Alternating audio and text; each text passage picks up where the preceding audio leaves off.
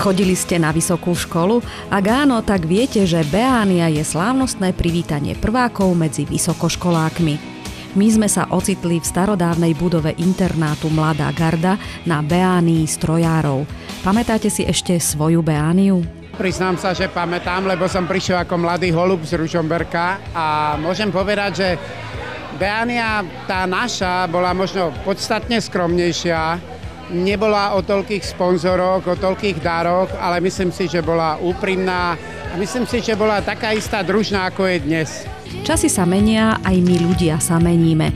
Akí sú tohtoroční prváci na strojarine? Sú iní.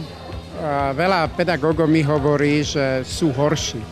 Nie je to pravda, len my sme starší, ale myslím si, že študenti jednoznačne sú iní. Je iný spôsob vyučovania. Sú medzi nimi aj šikovní, sú menej šikovní.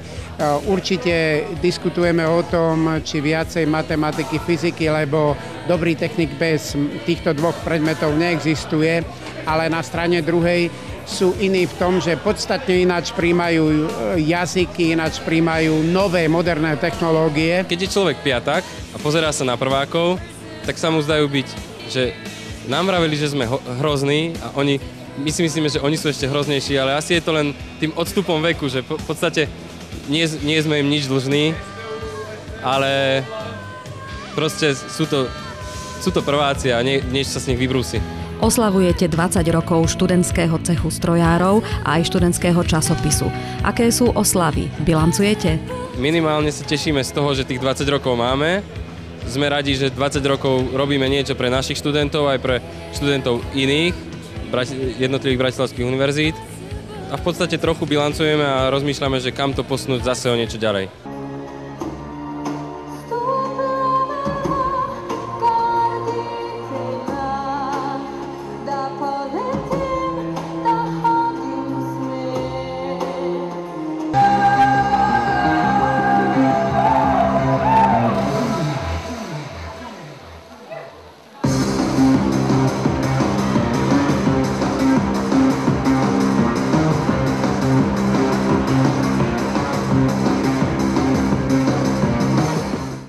Ročnú existenciu oslávila aj naša populárna skupina Gladiátor, ktorá bola túžobne očakávaným vrcholom večera. My máme takú dobrú spomienku spoločnú, pretože sme sa obidvaja rovnako prihlásili na pedagogickú fakultu do Nitry a presne v tej istej sekunde sme spolu odtiaľ aj odišli, pretože sme sa rozhodli, že asi by to nebolo úplne to správne pre nás a chceli sme sa viacej venovať kapele, takže vydržali sme tam nejaký možno rok.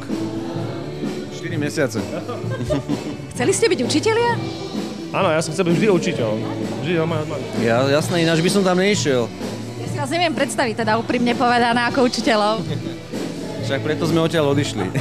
Neviem, či viete, ale video k skladbe z ich prvého albumu bolo prvým slovenským videom, ktoré vysielala hudobná stanica MTV. My veľmi radi hráme vždy Beánie pre študentov, pretože naozaj sú to veľmi vďačné, zaviešené akcie, pretože prídu sem mladí ľudia, ktorí sa chcú baviť na hudbe a my sa veľmi radi bavíme s nimi, pretože jednak s nimi vždy omladneme istým spôsobom a veľmi dobre sa aj zabavíme, takže tie koncerty sú naozaj veľmi, veľmi dobré. Gladiátori začali svoju kariéru v roku 1989 a majú za sebou 5 anglických a 8 slovenských albumov. A na svete je už ďalší. Máme nový album, z ktorého ľudia už mohli počuť aj pesničku Neviem ťa nájsť. Teraz momentálne ide v rádiách pesnička Hlavu maj hore, na ktorú máme natočený aj videoklip. A pripravujeme sa na letnú sezónu koncertov po Slovensku, festivály, koncertný turné. My sme skončili niekedy koncom novembra alebo oktobra to bolo?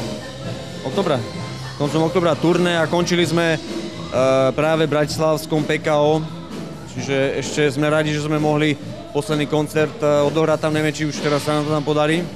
Študenti sú možno iní, keďže aj náš život sa mení. Ale ako vidno, zabávať sa chcú stále rovnako.